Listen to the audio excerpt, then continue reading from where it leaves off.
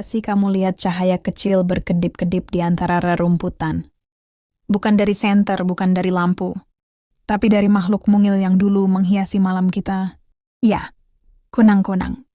Makhluk mungil yang dulu sering jadi pemeran utama di malam-malam penuh kenangan. Pertunjukan cahaya gratis di halaman rumah, sawah, atau hutan. Tapi sekarang, coba tengok halaman rumahmu. Masihkah mereka menari di kegelapan? Atau sudah benar-benar pergi?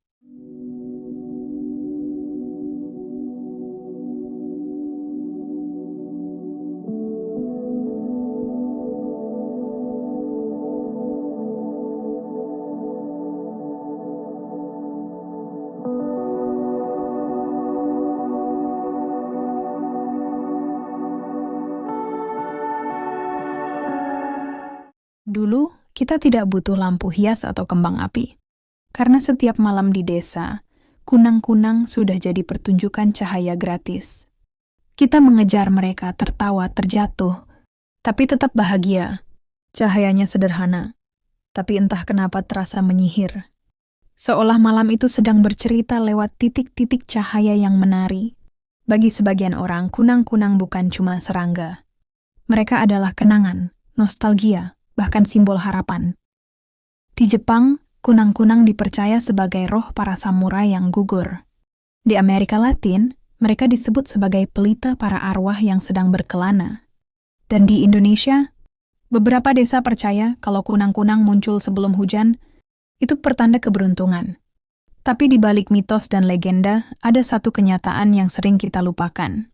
Kunang-kunang adalah indikator alam yang paling peka. Mereka hanya muncul di lingkungan yang sehat, bersih, dan damai. Kalau mereka pergi, bisa jadi alam sedang memberi kita tanda. Kunang-kunang tuh beda. Mereka nggak bersuara, tapi hadir dengan cahaya. Cuma pakai kilatan lembut, mereka bisa bikin malam jadi terasa hidup. Dan percayalah, keindahan mereka tuh bukan cuma soal romantisme. Ada fakta sains yang keren banget di balik cahaya itu. Kunang-kunang punya organ khusus di perut bagian bawah yang menghasilkan bioluminescence alias cahaya alami. Cahaya itu muncul dari reaksi antara luciferin, enzim luciferase, oksigen, dan ATP. Semua itu kerja bareng untuk menghasilkan cahaya dingin, tanpa panas. Bahkan, lebih efisien dari lampu LED. Dan tahukah kamu, cahaya ini bukan buat gaya-gayaan, tapi buat komunikasi. Terutama buat cari jodoh. Jantan bakal ngedip-ngedipin cahayanya, betina balas kalau tertarik. Romantis, ya? Tapi tunggu dulu.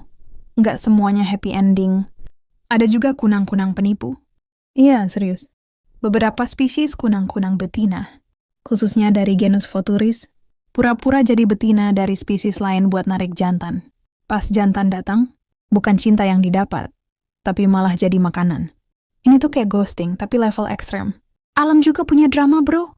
Kunang-kunang hidup di tempat lembab dan gelap seperti pinggir sungai, lahan basah, rawa-rawa, dan tanah lembab yang alami dan bebas pestisida.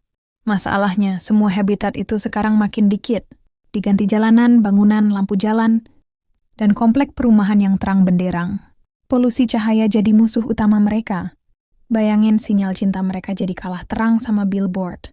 Siklus hidup kunang-kunang gak cuma tentang terbang.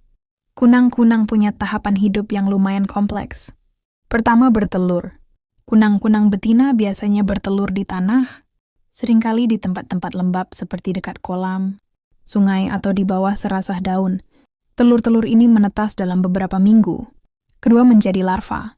Larva kunang-kunang, yang juga dikenal sebagai lampir, hidup di tanah dan aktif mencari mangsa seperti siput, cacing tanah, dan serangga kecil lainnya.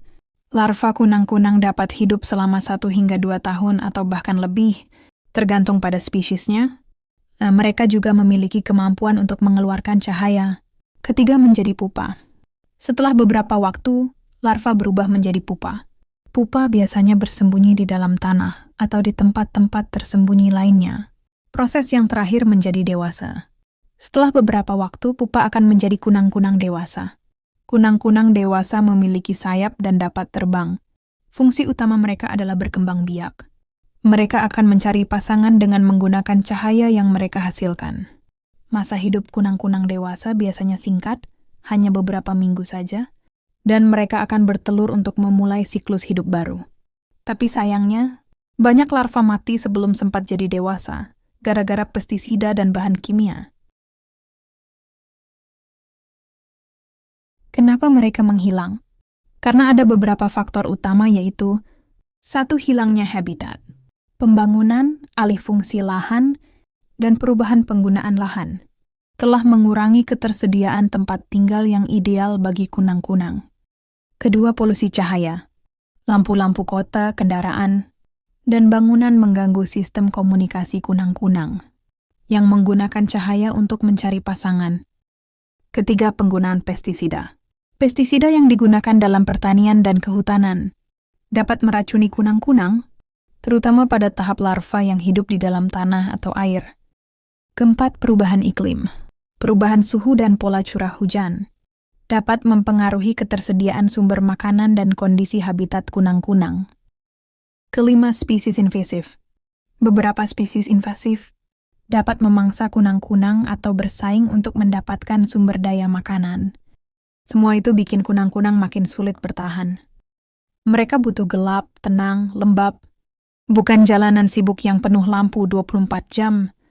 Sayangnya sekarang malam tak lagi gelap. Lampu jalan, gedung, mobil semuanya menyala tanpa henti. Dan disitulah masalah dimulai. Polusi cahaya membuat kunang-kunang bingung. Sinyal cinta mereka tertelan oleh cahaya buatan. Mereka gagal kawin, gagal berkembang biak, lalu perlahan hilang. Belum lagi habitat mereka dirampas oleh beton dan aspal. Hutan, rawa, dan sawah berubah jadi gedung dan perumahan. Pestisida meracuni larva mereka.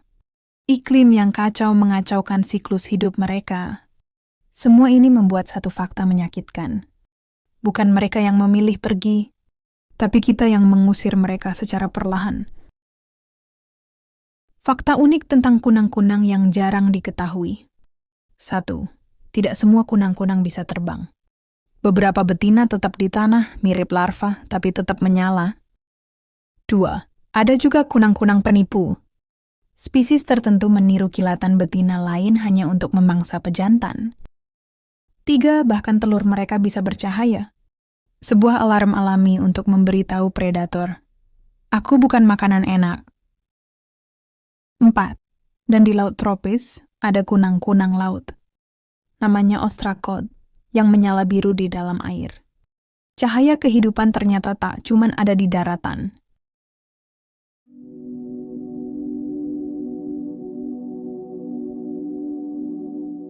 Apa yang bisa kita lakukan untuk menjaga kunang-kunang agar tidak punah? Kita nggak harus jadi ilmuwan buat bantu kunang-kunang tetap bersinar. Sekarang yang bisa kita lakukan, dengan mengurangi penggunaan lampu luar ruangan, tanam tanaman liar lokal, hindari pestisida kimia, sisakan ruang hijau kecil di taman, di kebun, bahkan pot besar pun bisa, dan edukasi anak-anak tentang pentingnya malam yang alami. Karena perubahan besar seringkali dimulai dari satu cahaya kecil, seperti kunang-kunang yang menyala di ujung rerumputan, pelan tapi penuh harapan. Jangan biarkan generasi berikutnya hanya mengenal kunang-kunang dari gambar di buku. Mari beri mereka kesempatan menyaksikan cahaya kecil itu, menari lagi di malam yang tenang. Kalau kamu pernah punya kenangan dengan kunang-kunang, atau kapan terakhir kali kamu melihat kunang-kunang, tulis di komentar ya. Jangan lupa like and subscribe dan nyalakan loncengnya, biar kamu nggak ketinggalan cerita-cerita alam lainnya.